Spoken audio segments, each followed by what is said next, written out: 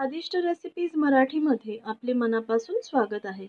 आज आपण करायला अगदी सोपे पण खायला तितकेच मस्त असे टम्म फुललेले कोकणी स्पेशल भाताचे वडे कसे बनवायचे ते बघणार आहोत. चला तर मग रेसिपीला सुरुवात करूया. कोकणी स्पेशल भाताचे वडे बनवण्यासाठी या ठिकाणी मी 2 वाट्या तांदळाचं पीठ घेतलेलं आहे. अर्धी वाटी तांदूळ घेतलेले आहेत. त्याच्यासोबत आणखीन 2 मोठे चमचे इतपत तांदूळ घेतलेले आहेत. नॉर्मली जे आपण तांदूळ भातासाठी वगैरे वापरतो तेच हे तांदूळ आहेत. त्याच्यासोबतच 1 मोठा चमचा इतपत बेसन घेतलेला आहे. पाव वाटी इतपत गव्हाचं पीठ घेतलेलं आहे. 1 मोठा चमचा इतपत धणे घेतलेले आहेत. अर्धा छोटा चमचा इतपत मेथी दाणे घेतलेले आहेत. त्याच्यासोबतच आपल्याला लागणारे हळद, चवीनुसार मीठ, गरजेनुसार पाणी आणि तेल. सगळ्यात आधी आपण भाताच्या पेजेसाठी तांदूळ वाटून घेऊयात. तर मिक्सरच्या भांड्यामध्ये अर्धी वाटी जे तांदूळ घेतले होते ते आता मी टाकलेले आहेत आणि हे तांदूळ आता आपल्याला मिक्सरमधून वाटून घ्यायचे आहेत. आता हे तांदूळ मी मिक्सरमधून वाटून घेतलेले आहेत. तुम्ही बघू शकता. याची फार जास्त आपल्याला पावडर नाही करायची. थोडेसे आपल्याला त्याचे रवाळच दाणे ठेवायचे आहेत, कारण आता आपल्याला हे स्वच्छ धुवून घ्यायचे आहेत याची पेस्ट बनवण्यासाठी. तुम्हाला हवं असेल तर तांदूळ तुम्ही सर्वात आधी धुवून मग ते पंख्याखाली सुकवून त्याच्यानंतर देखील तुम्ही ते वाटून घेऊ शकता पेस्ट बनवण्यासाठी. मी तांदूळ आधी धुतले नव्हते, त्याच्यामुळे हे जे तांदूळ आता आपण वाटून घेतले आहेत थोडेसे जाडसर, ते आता आपण स्वच्छ धुवून घेऊयात पेस्ट बनवण्यासाठी. आता हे तांदूळ मी पातेल्यामध्ये घेऊन 1 ते 2 वेळा स्वच्छ धुवून घेतलेले आहेत. आता आपण त्याच्यामध्ये टाकणार आहोत पाणी. आता या ठिकाणी मी पेस्ट बनवण्यासाठी भाताच्या तांदळामध्ये पाणी ॲड केलेलं आहे. तर ज्या वाटीच्या मेजरमेंटने मी तांदूळ घेतले होते त्याच वाटीच्या मेजरमेंटने मी 3 वाट्या इतपत पाणी या पातेल्यामध्ये ॲड केलेलं आहे. आता आपण त्याच्यामध्ये टाकणार आहोत चवीनुसार मीठ आणि आता आपल्याला याची पेस्ट बनवून घ्यायची आहे. आपण भाताची पेस्ट व्हायला ठेवलेली आहे तोपर्यंत दुसऱ्या गॅसवरती मी पॅन गरम व्हायला ठेवलेला आहे. त्याच्यामध्ये आता आपण टाकणार आहोत 2 मोठे चमचे इतपत तांदूळ. धणे ॲड करूयात, मेथी दाणे ॲड करूयात आणि हे आता आपल्याला व्यवस्थित असं भाजून घ्यायचं आहे. साधारणतः 1 ते 1.5 मिनिटं झालेली आहेत मीडियम टू लो मीडियम फ्लेमवरती. हे मिश्रण मी व्यवस्थित असं भाजून घेतलेलं आहे. आता आपण गॅस बंद करूयात. हे मिश्रण थंड करून त्याची पावडर करून घेऊयात. तर या ठिकाणी मी धणे, तांदूळ आणि मेथी दाणे हे भाजून घेतल्यानंतर ते मिक्सरमध्ये वाटून घेतलेले आहेत.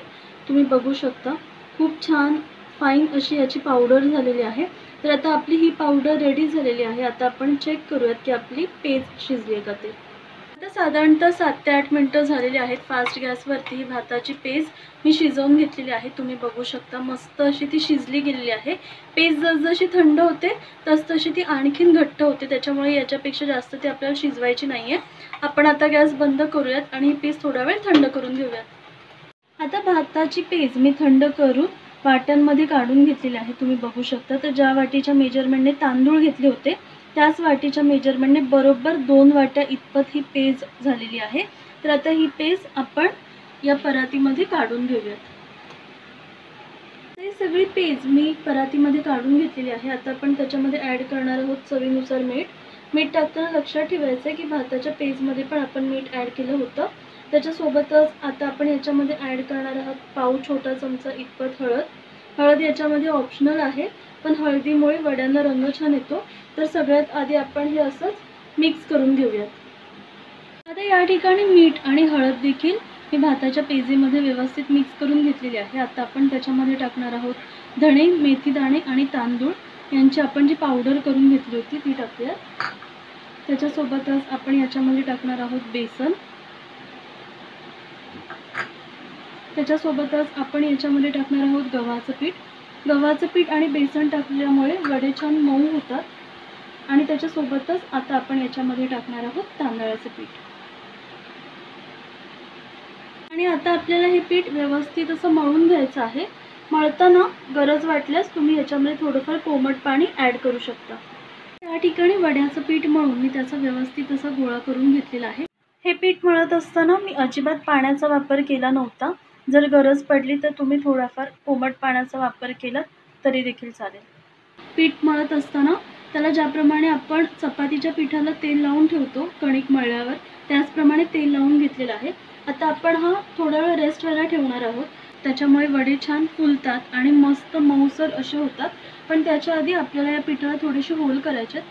तर अशा प्रकारे आपल्याला होल करायचे आणि त्याच्यामध्ये थोडंसं तेल टाकून ठेवायचं. तेल फार जास्त नाही टाकलं तरी चालेल. असे थोडेसे होल करायचे. याच्यामुळे पीठ अजिबात कोरडं होत नाही, ते मऊच राहतं, नरम राहतं. तर आता आपण अशा प्रकारे या पिठाला आणखी थोडे होल करून घेऊयात.